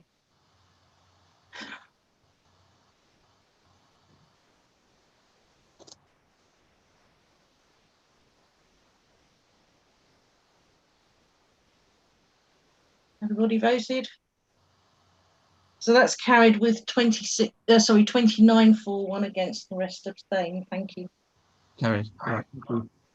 I'm moving on to item 6B, which is item referred from Cabinet from the 23rd of June 2020, revenue budget outrun. Can I call upon Councillor Ian Albert to present and propose, please? Cheers. Thanks, Chair. I don't think it's any secrets that the period since March has been hugely challenging for the residents of North Harts, the council as an organisation, and its staff. So I'd really like up front in moving this report to thank Ian Cooper and his team for keeping on track the production and the audit of the 1920 outturn and the accounts for revenue, and indeed on our next paper on Treasury Management and Investment Strategy. And I know that's our auditors made similar comments about Ian's team at the Finance Audit and Risk Committee last month. The reason the report's coming to you is so that you can approve the transfers to and from reserves. That's recommendation 2.5. However, I will provide a general overview and welcome questions in relation to the whole report. Table 3 on page 159 details the variances over 25,000. Of significant note are the very early impacts of COVID-19 on the council's financial position. And up until the end of March, there was already a significant reduction in parking income and income from council tax summons. There has continued to be an impact on the council's finances in terms of lost income and increased expenditure, with forecasts that some of the impacts will go on for quite some time. Now, the council has been doing regular returns to the Ministry for Housing, Communities and Local Government. We will be doing a more detailed report to the Finance Audit and Risk Committee and Cabinet in a couple of weeks, and that update to full council alongside the medium-term financial strategy paper at our September meeting. Now, with the caveat that there is a significant estimation in how quickly certain impacts will move back towards new normal, we're estimating an impact of over £4.5 million in the current year. Now that's against additional funding from the government so far of just under 1.5 million, although subject to the detail of recent announcements, that additional income could well increase to 3.5 million. Therefore, whilst not as bad as it could have been, that's still a gap of over £1 million in this financial year. And on top of that, there are potential implications for our funding, particularly in relation to increased eligibility for the council tax reduction scheme. And so government really do need to make good their promises to local authorities to support us all the way through this pandemic. Now, the overall position, in my view, can be managed through using our reserves. We don't need, I think, an emergency budget. But let's be clear, it will put the council in a worse position for dealing with any future reductions in funding. But even if the estimates do worsen, we still have sufficient reserves to provide us with a reasonable level of at least medium-term resilience. But we really do need to consider the benefit of every pound that we spend in the coming months and years. And of course, to respond to one of our local MPs, we will have the ability to be braver and plan for the future when the government finally fully values local authorities, settles on a properly fair funding formula and gives councils much greater long-term funding security. Having said that, I'm sure councillors on all sides will welcome the new fund that our new community support fund and increased support we've been given to many of our brilliant local organisations dealing with the effects of the pandemic. Indeed, we had a further panel meeting only yesterday to consider some further grants. As an update to paragraph 8.15 on page 40, the business rate pilot gain has now been confirmed as 917,000. That means that the general fund outturn in table 6 on page 41 goes up to 9.4 million. This is alongside an increase in the MHCLG grants reserve, that's table 8 on page 42, to 3.7 million. Now, as part of the budget for this year, it was agreed that 368,000 of this would be released to fund the current year budget, which was the pooling game for 18-19. The medium-term financial strategy will determine if it is prudent to release any more of that reserve. That will then provide a bit more of a cushion against the medium-term impacts of COVID-19 and future funding announcements.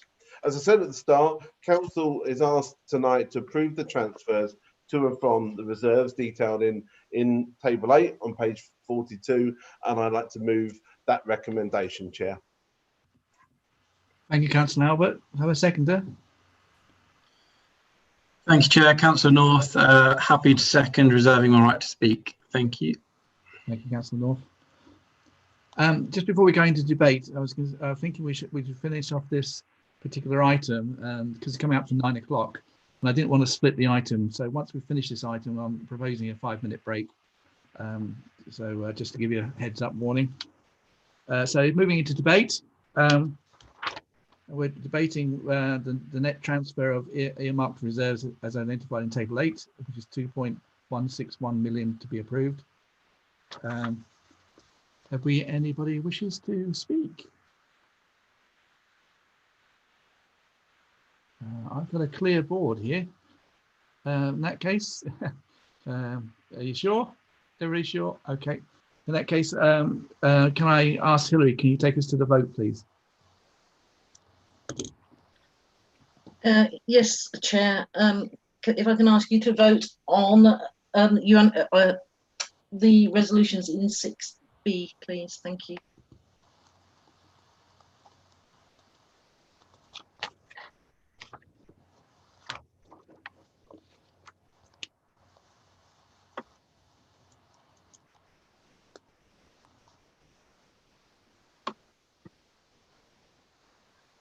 You all finished voting?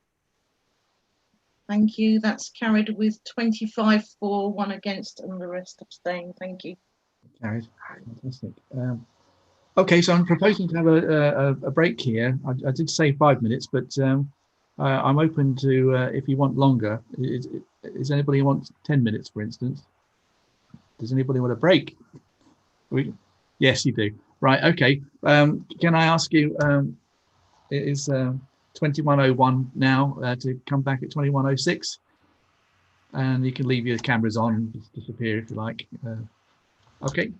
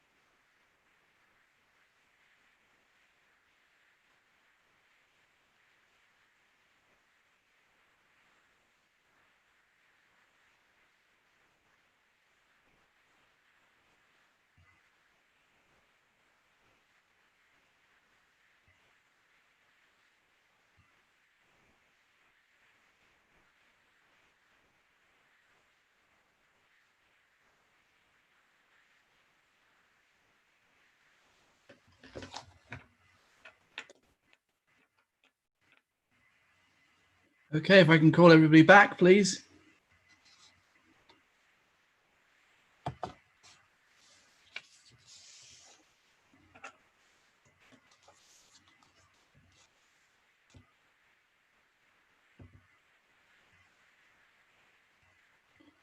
Hope you all had a chance to stretch your legs.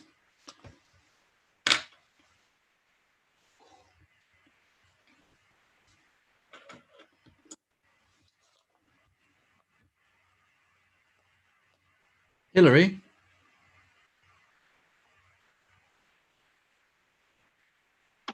Yes, Chair. I just wanted to make sure everybody's back. So does that involve the roll call? Yes, it will. There's people have gone out, so we're just admitting. I'm just admitting someone, okay. And people need to turn their cameras back on, please.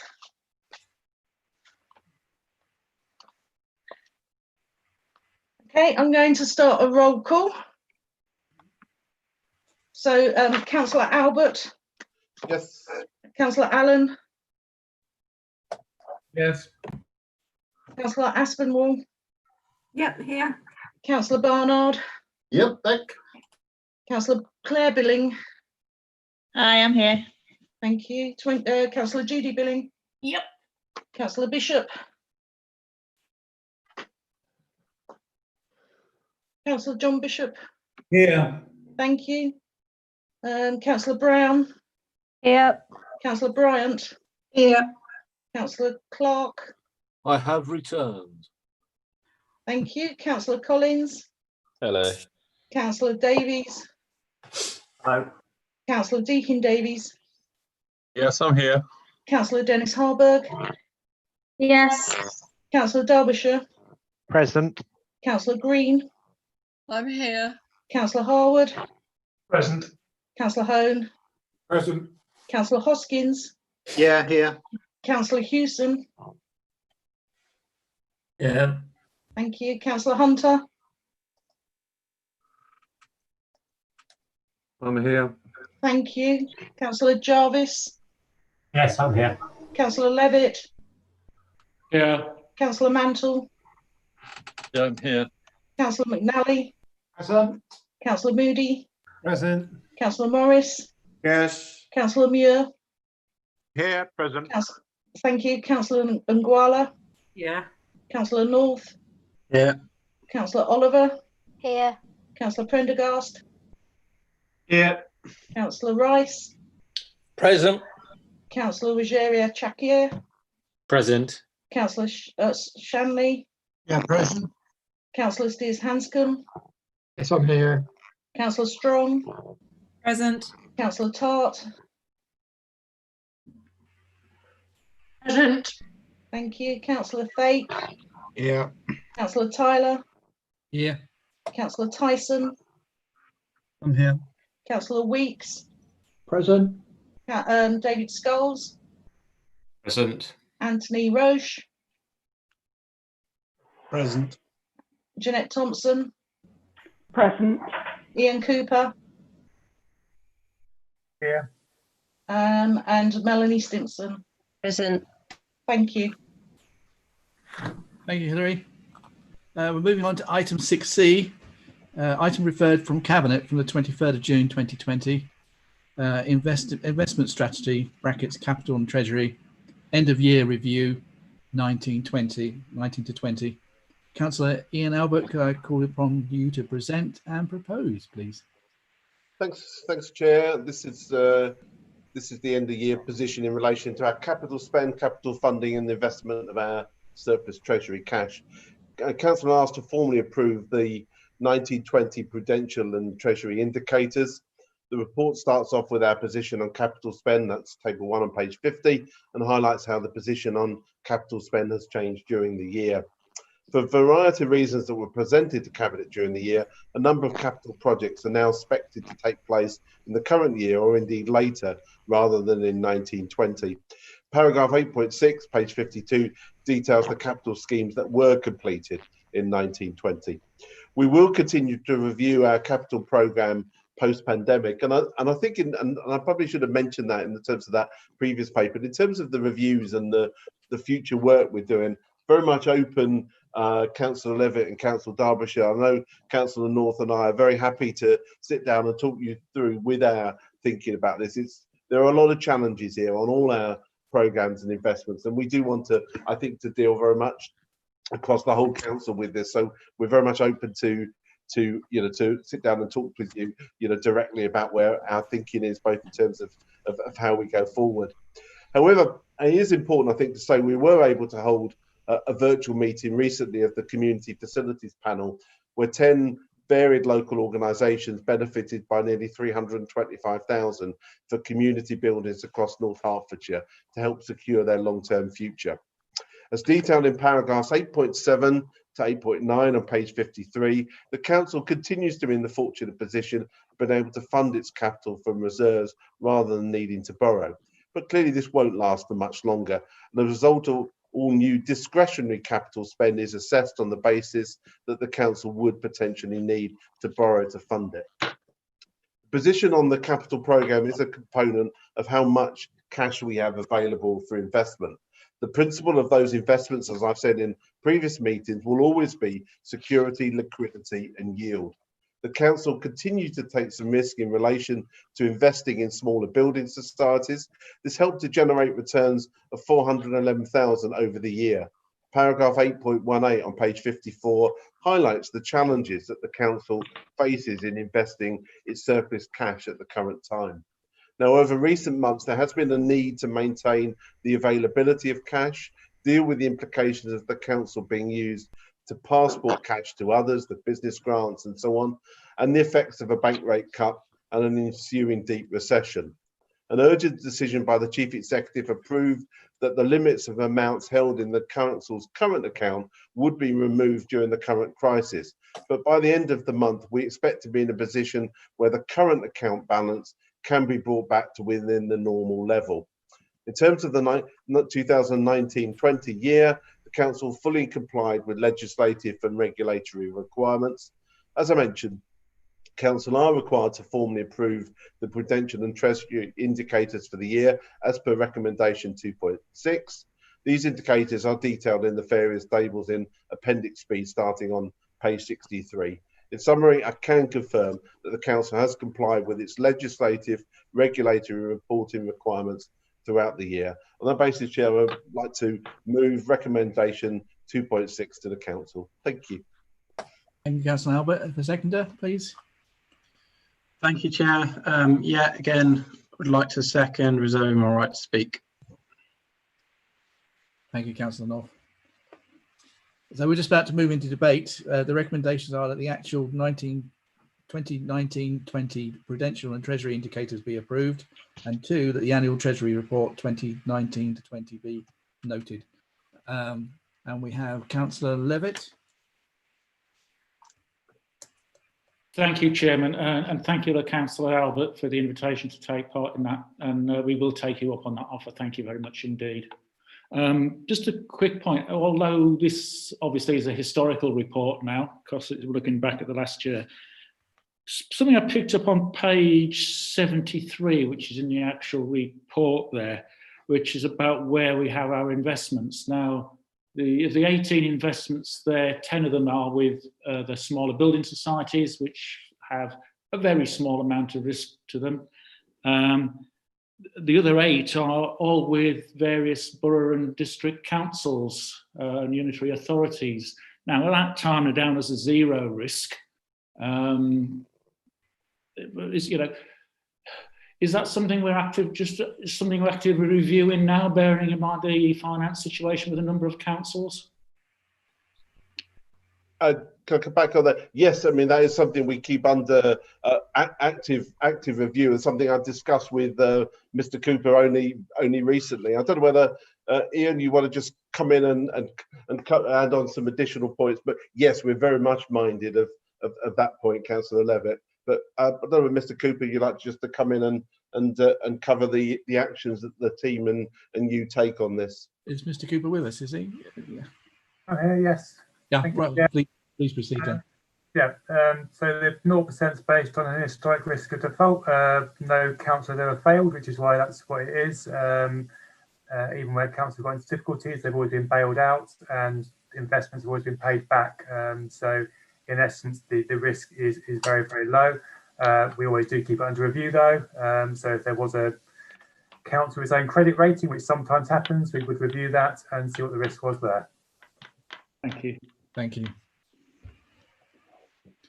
Okay, Councillor Michael Weeks. Thank you, Chairman. Staying with page 73 and the chart showing where the pots of money have been lent to, can I refer you to Lloyds Bank, which shows that they have £1 million from us as an investment. Chairman, that should read £10 million, I do believe. Those that pay my pension will be well pleased, Chairman, if they suddenly got £9 million more by windfall. So I think it's wrong. Oh, thank you. Councillor Albert, could you confirm that? Again, I probably defer to Mr. Cooper just to double check his numbers on that. Mr. Cooper. At the point at the end of the year, I believe there was a £1 million balance as an investment with Lloyds. We also had the balance in the current accounts at the same time, but that's not included in that table. Is that what Councillor Weeks is referring to? Councillor Weeks, is that it? Sorry, I was referring to the pie chart, which is a few pages earlier. There it shows Lloyds Bank having £10 million invested in them. That's where I'm coming from. I think that's right. That's a fair challenge. It does say 10 million in the pie chart. Absolutely. Okay. So there's an error there, is there? Yes. Is it 1 million or 10 million? As far as it says 1 million. If you could confirm that, Ian. It would be 1 million. I will investigate it completely, but yes, it'd be 1 million because 10 million would be too much to have in Lloyds. But I'll get a replacement pie chart issued. Thank you. Just jumping in. Thanks to Councillor Weeks. Well spotted. And a point of clarification: there's two lots of Lloyds on that table. Is this adding more confusion? Is it? Well, it is to me now. And Councillor Weeks, is it? Hang on, I'm trying to find it. Answer your question. No, there's two lots of Lloyds money that's on the table. I can only see one. Oh no, you're right. Councillor, these are two separate investments. Is the answer to that? Okay. So we have two separate investments, but one of them in the pie chart should say 1 million instead of 10. Is that right? No, the pie chart shows 10 million. And it should say 1. We will. I don't know. That's what I don't know. What's the point? Yeah. What's the question? That's my question. I think that's what Councillor Albert said. And yeah, no, I mean, I think what we will do, we're certainly happy to take that one away. As thanks for pointing that out. Something I'd missed, and we can just take that away, just so we'll get those tables 100% checked and reissued to you, just for complete clarity. But no, thank you for picking that up. Okay, yeah. Thanks, Councillor Weeks and Councillor Strong. I have nobody else wishing to speak. Final chance. Oh, Councillor Morris.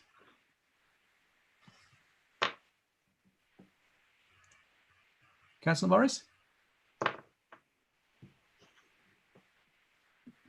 Sorry, thank you, Chairman. Are we now going to vote on a chart that's actually wrong? It just seems a bit strange to me.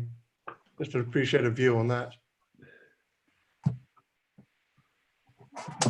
Councillor Albert, is it just a pie chart that's wrong? The rest of it's accurate? Yes, it's the pie chart that's inaccurate. The totals in terms of the money are accurate. It's the pie chart that's the issue with. I would ask obviously council to adopt it, subject to that. We will recirculate that and correct the pie chart. I would agree. I would say that the council has ignored the pie chart, but look at the figures, and we should vote on it. Councillor Fake. Yes, thank you, Chairman. I was going to make the same point, that I felt some discomfiture about voting to pass an issue where there was a discrepancy, but clearly we need to acknowledge these financial reports, and we obviously need to get the accurate ones. I'm quite happy to shall we say vest in Councillor Albert and the appropriate senior officer the capacity to correct that, and assuming that there is no error other than essentially a presentation error. I was going to say typographical error, but a presentation error to proceed. I should abstain on it anyway because I don't feel that I want to vote on something that isn't accurately presented. But I do actually feel that we need to make it quite clear we've been presented with a set of figures that don't add up, and this needs to be corrected. And providing it is only an accidental error rather than an error in the accounting, I'm content. Thank you, Councillor Fake. Yeah, my view would be that, and maybe we need to put this into the motion, that we take the vote, but ignoring the contents of the pie chart. Can I seek some advice from our legal team? Chairman, if I might come back, I mean, from my point of view, the position is if the figures, the actual sums are correct, the way in which they're presented is essentially a presentational error, and it's that assurance that we've had from Councillor Albert and from Mr. Cooper, and on that basis, I think we need just to vest in Councillor Albert and the appropriate officer the capacity to correct that. But if it is wrong, then frankly the figures need to be brought back to the full council. Absolutely. Chair, I'm happy to give that assurance that we'll do that piece of work. We will report back, and clearly we will report back formally if it needs anything further and the figures are inaccurate. As far as I can say, it's the figures are correct. It's the pie chart that is not quite correct, but happy to give you that assurance, Councillor Fake and colleagues. And I'm happy to accept that assurance, Chairman. Jeanette, do you have any? Do you still need to have, I mean, as long as Mr. Cooper is confirming as Section 151 officer that the recommendations that you're voting on are legally correct, then you should proceed on that basis. Thank you. I have no further hands up who wish to speak. Also, it said, oh, sorry, Ian Cooper.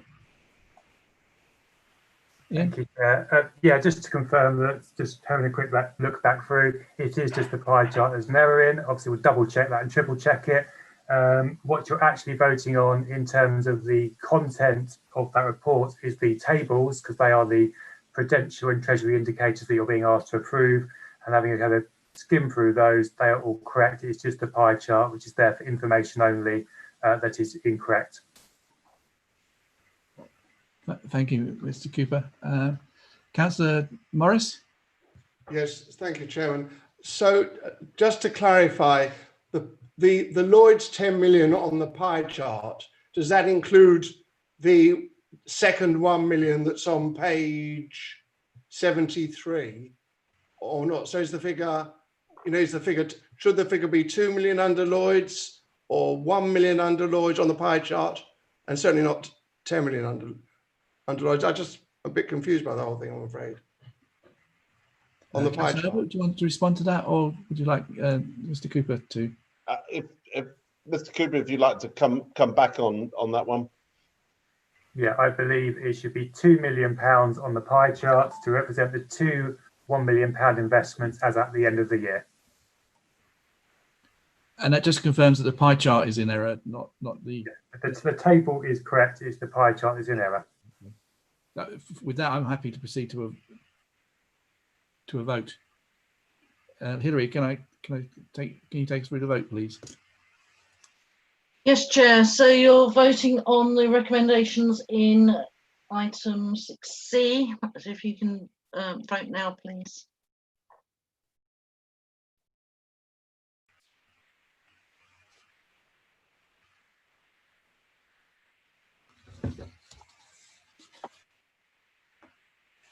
Can you confirm that you've all voted? Yes. No one not voted? In that case, it's carried 23 for, 1 against, the rest abstain. Thank you. Thank you, Hilary. Now moving on to item 7, annual report of the Standards Committee. Can I call upon Councillor Judy Billing, Chair of Standard Committee, to present and propose, please? You certainly can, Chair. Thank you very much indeed. It might turn out to be the most difficult political moment of my entire life. And if you start hearing a very small puppy yelping at me in the middle of my report, I do apologise, but there's absolutely nothing I can do about it. So we'll all have to just live with it. And that's one of the problems about lockdown and Zoom meetings, I guess. Anyway, we've got here. And I'm really happy to present the standards report for this year. I've only been chair of the Standards Committee since May 2019, but actually I've been involved in the standards regime and the committee at North Herts since its formation under the Local Government Act of 2000 and the legislation that went with that set up the Standards Board for England. During that time, I've seen councillor complaints being dealt with by the Standards Board for England being moved to a localised procedure. And that was nice. Mr. Eric Pickles, who, when he came into government, didn't like what he saw in a national approach to standards. And I think he was wrong. And I don't think the changes that have made everything very local and very different in different areas have served us particularly well, as they did when it was a national system. And there has therefore been a proliferation of individual codes for each level of government. And that's been unhelpful too, because I think if you're a serving councillor, there are certain behaviours that should be expected of you and certain ways of conduct, whatever level you're operating at, whether you're the leader of Greater Manchester Council or the chair of a very small parish council. This has meant that councils have often adopted very different codes, and there's been a lot of inconsistency and confusion, even within a district such as ours, with the many parish and community and town councils that we have, as well as our district council and of course representation at the county council. I therefore really welcome the fact that the Local Government Association has brought about an initiative to consult on a new model code, and this council is going to represent its views as outlined in the report. This will also allow North Herts Council to consider our options and procedures once the consultation outcome is confirmed, and then to engage further with our local councils on ethical standards.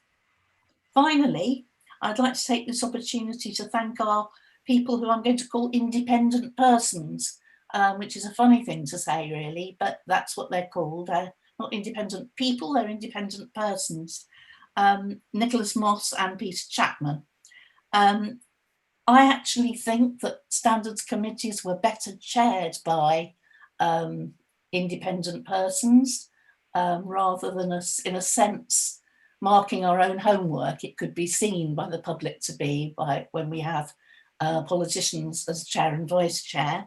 I'd also like to thank the monitoring officer and deputy monitoring officers for their work on complaints, which are set out for you, and you can see, as ever, the majority of complaints that have been dealt with have been about town and parish councils, and it was ever thus right from the 2000 Local Government Act. The vast majority of activity was in that sort of field.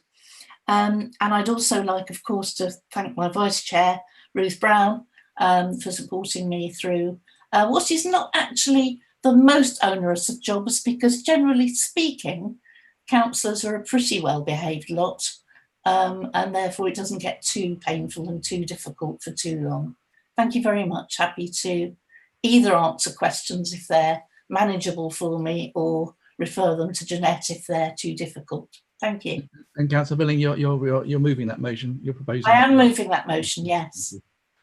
Thank you very much. Seconder, I think it's going to be Councillor Ruth Brown. Yeah, I will second the motion and reserve my right to speak. Thank you, Chair. Okay, we're going to move into debate. So the recommendation is that the council receives and notes the annual report. Can I ask Councillor Davis to speak? Thank you, Chair. It's more a sorry.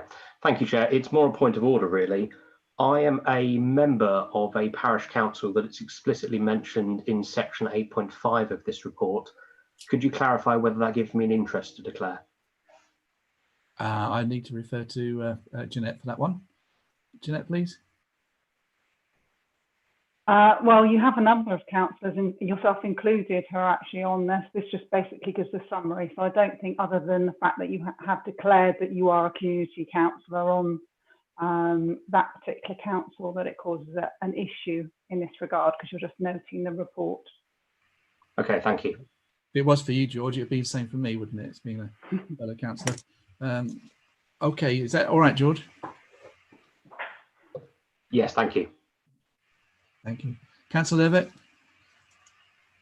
Thank you, Chairman. Can I just say I totally agree with Councillor Billings' remarks about it was better when we had one national standard to work to, and the confusion caused by all these different standards, all the different councils, and even several parishes within the same district council area, all having different codes to everyone else, is very confusing. And the sooner we get back to a national code and national model we can all follow through on, and actually has some teeth as well, the better. And actually, that new model code that Councillor Bloom was talking about, anybody can comment on that. And I think we've all had an invitation to comment and a link to it as well. So I would just say, you know, if you want to, please get involved with it, because standards should be beyond the political party thing, and it should be something we all look after and uphold the standards that we are elected to represent. Thank you. Thank you, Councillor Levitt. I have no further hands raised for the debate. I'm just looking at this as if we're just to note the annual report, do we actually go for a vote? Again, I'd seek advice from the legal team.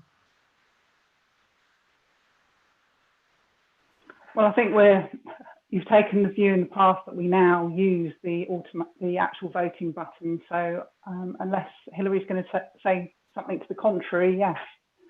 Okay, I'm just thinking that if we're noting something, we don't always have to go to vote. But okay, we will do. Thank you very much.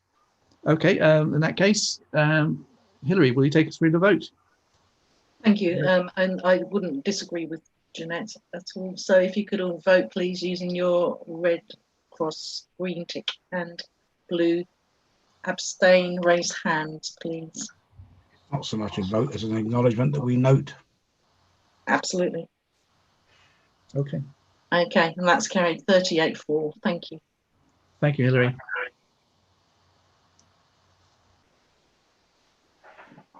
Right, moving on to item 8, constitutional, including financial regulations, changes to the following Tier 1, and Tier 2 restructure. Can I ask Jeanette Thompson to present, please? Yes, thank you, Chair. Hopefully, the report sets out fairly succinctly the changes that are proposed to the Constitution as identified under paragraphs 8.1 and 8.3, and these are those that follow the Tier 1 and 2 management changes. They're set out in red in those particular paragraphs. I've nothing further to add, but I'm happy to answer any questions, and I'm sure Mr. Cooper would be in relation to the proposed changes for the financial regulations as well. Thank you. Thank you. Ian, would you like to speak? Mr. Cooper? No, nothing to add, just what's in the report, Chair. Okay, thank you. Can I have a proposer, please? Yes, thank you, Chair. I'm very happy to propose the recommendations. I'd also draw to your attention that in 8.1, that as well as doing the consequential amendments around the changes to Tier 1 and 2, we're also tidying it up and making it more consistent in terms of the way the Employment Committee interviews as well as appointing the senior staff of the council, which is something that across party we've wanted to tidy up for some time. So happy to move, Chair. Thank you, Martin. Can I have a seconder, please? Yeah, Mr. Chairman, happy to second and reserve my right to speak. Thank you, Paul. Okay, we're just about to move into debate. So the recommendations are the full council approves the proposed amendments set out under 8.1 and 8.3, where alternatives are proposed, such alternatives are appropriate, such changes to come into effect on the 18th of July 2020. And we have debate, please. Who's there?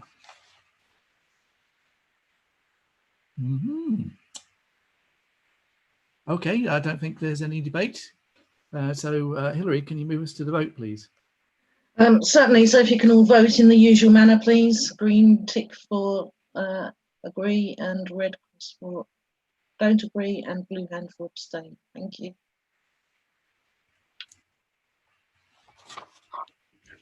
Has everybody voted? No, Yes. it's still happening. Okay, that's agreed. 38-4. Thank you. Carried, brilliant. Okay. Item 9, voluntary redundancy. Councillor Martin steers Hampton to introduce report, and then we'll say when we go to part 2. Yes, thank you, Chair. I think the main discussion of this will be in part 2, so happy to take any questions while we're in part 1, but I would suggest that we then move the resolution, and either myself or David Scholes will answer questions. Okay, so what we're saying, we'll move to part 2. IT, can we move to part 2, please?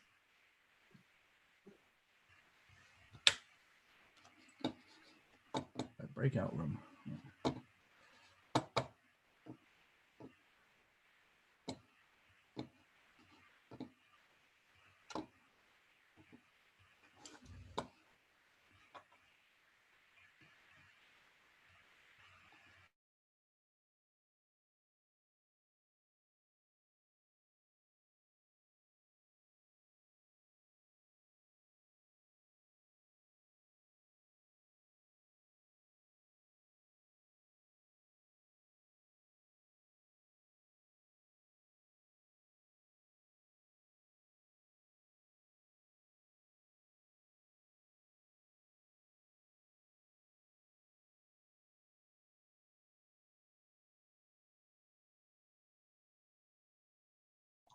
Councillor Weeks, you need to move yourself into the breakout room.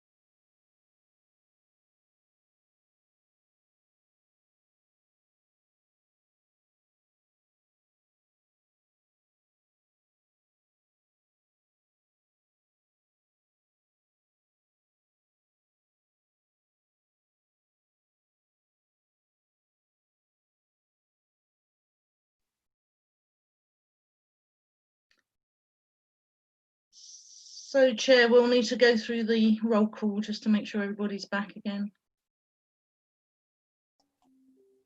That's okay.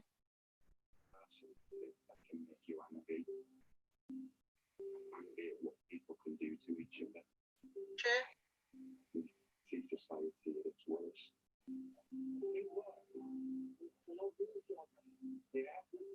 Hilary, I can see there's still some left in the room at the moment. Okay. All right, we'll wait a bit. Thank you very much.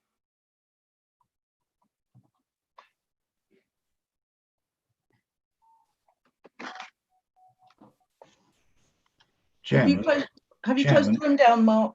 I'll fully close it. She'll force Yeah. it on. Thank you. Chairman, Richard Thake. Can I make a point, Chairman? Councillor Thake, I think the chair is one of those that's actually stuck in the breakout room at the moment. Ah, well, in which case, on the right-hand side, if you press the participants button, you've got a list of the participants which are perfectly visible. And rather than go through every single one of us, would it not be possible to use that participants list to see who was there? The problem is that the regulations say that you must be here and be heard rather than. No, well, you use the word regulations. I rest my point, and thank you. You made your point. Thank you. Thank you.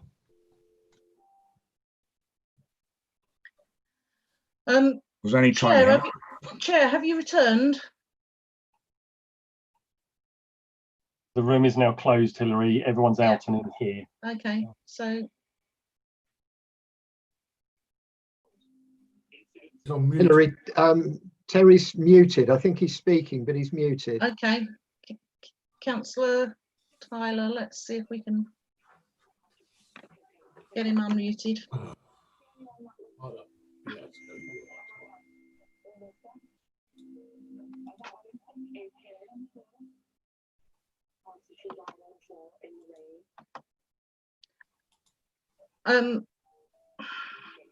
Sorry about that. Sorry, I didn't realise I was muted. Yeah, I was saying that we should do a roll call, and I was thanking Richard for his suggestion as well.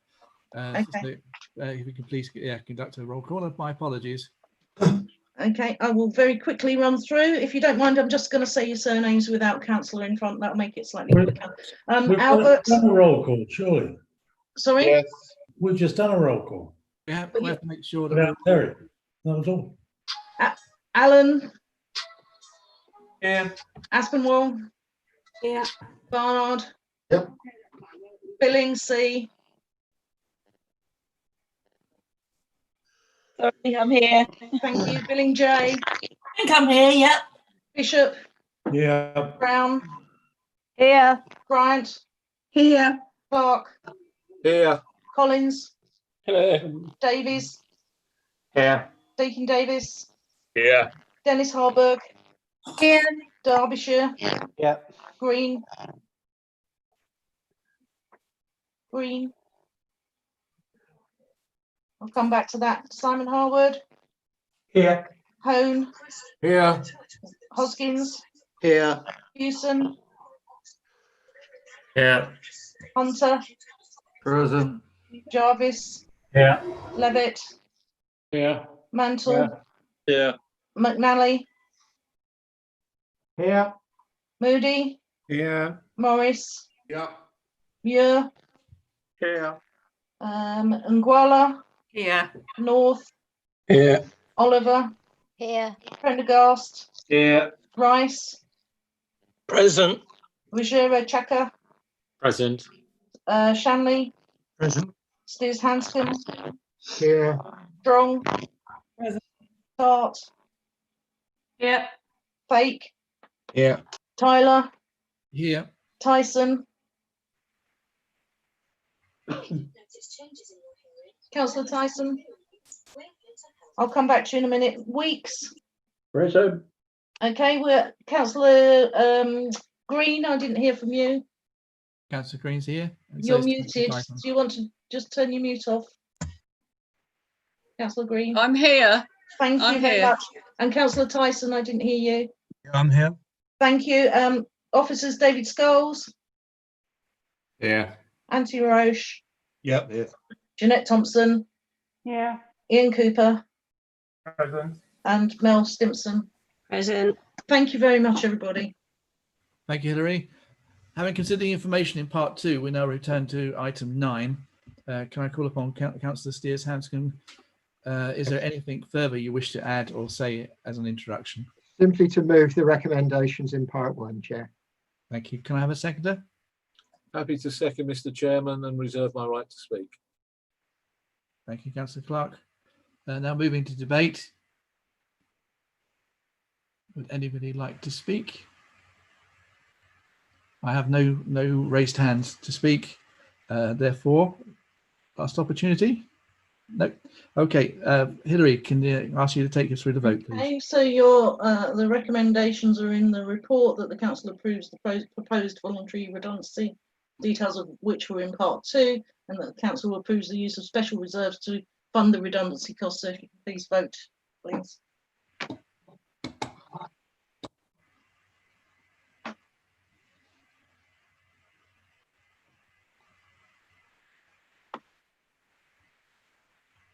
Have you all voted? Yes. Okay, that's carried 22 for the rest of the day. Thank you. Thank you, Hilary. Next item is item 10, questions from members. We have none. Notices of motions, number 11. We have none. But before I close the meeting, this is David Scull's last meeting with us, and I'd like to say thank you on behalf of all of us for the enormous work and effort and the contribution he's made to this council. And I'd rather go, if everybody's okay with it, I'd rather do the hip hip hooray type thing. So, anybody up for that? Yeah. If everyone can unmute. Unmute. Thank you, David. Thanks very much. Hip hip. Hooray! Hooray! Hooray! Hooray! Hey! Best of luck, David. Best of luck. Well in the future. And with that, I'd like to close the meeting at whatever time it is. What is it? 21:55, Chair. 21:55 is great. Thank you.